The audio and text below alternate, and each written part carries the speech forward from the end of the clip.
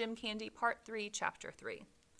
Throughout the game, Carlson sat with one group of guys or another.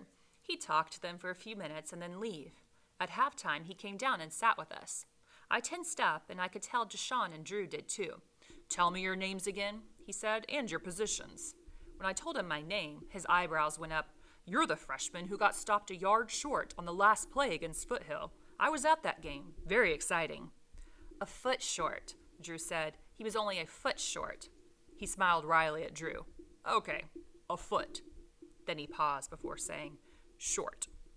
None of us spoke for a while. Carlson scratched the side of his face and then looked back at me. "So, who's going to win?" he said.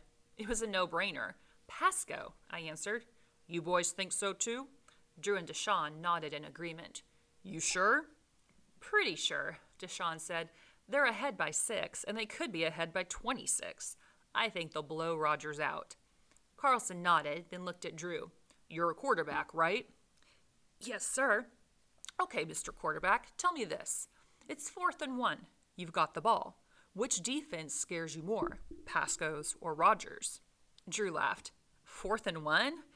Those Rogers guys are tough, that's for sure. I guess I'd rather go against Pasco. Carlson stood. "Enjoy the second half, gentlemen." With that, he walked over to another group of guys. "He actually thinks Rogers is going to win," Deshaun said. Then he shook his head. "What's he been smoking?" I kept quiet. If I'd had to bet, I'd have picked Pasco. But something my dad said kept running through my mind. Let a team hang around, and they'll end up beating you. Pasco had definitely wrote Rogers hang around. The third quarter seemed no different than the first two. Pasco kept piling up the yardage, but would then self-destruct in the red zone. Rogers would squeeze out a first down or two, and out would come their incredible kicker. After the punt, Pasco would drive down the field again, but never push it all the way into the end zone. Near the end of the third quarter, Carlson came our way again. "Notice anything?" he said. We looked onto the field. None of us saw anything. "Check out the Pasco guys. They're all leaning forward. They've all got their hands on their knees sucking air. Those guys are gassed." He paused while we looked. "Now look at Rogers' players, standing tall, every last one of them." Okay, so what was the strategy of the Rogers team? And what is the Pasco team lacking? Something to think about. Halfway into the fourth quarter, with the score still 6-0, Pasco had the ball near the 50. On the first down, the quarterback dropped back to pass. Rogers blitzed to safety. The Pasco fullback, who was supposed to block him, never saw him. The safety blindsided the quarterback just as he started to pass. The ball floated like a party balloon toward the middle of the field. Rogers' cornerback cut in front of the intended receiver, plucked the ball out of the air, and took off. 50, 40, 30, 20. Somebody dived at his feet but came up short. 15, 10, 5. Touchdown, Rogers! It was so unexpected that it took the Rogers fans a few seconds to start roaring, but once they started, you'd have sworn 50,000 people were screaming. The place kicker split the uprights with the extra point, putting Rogers ahead 7-6.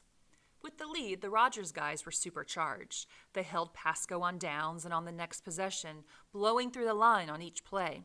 The Pasco punter got off a high spiraling punt that pinned Rogers back on their own 20-yard line. A couple of running plays got Rogers 9 yards, leaving them with a third down and 1 yard to go for a first down. In a similar spots all game long, Rogers had run the fullback on a dive into the line. This time, the quarterback faked the handoff and dropped back to pass. From high above, we could see the tight end come wide open in the middle of the field. The pass was perfectly thrown. The tight end caught the ball in stride at the 45-yard line, and he was off to the races. No Pasco player came within 10 yards of him. Pasco had one final possession, but they had no life at all. On 4th and 10, their quarterback tossed the ball about 5 yards behind his intended receiver. Rogers took over and ran out the clock. When the final horn sounded, Deshaun stood up. "You know something? Our new coach knows football." So what a great game for their new coach Carlson to take them to see like two different kind of teams and how they operate and how a team can win a certain way.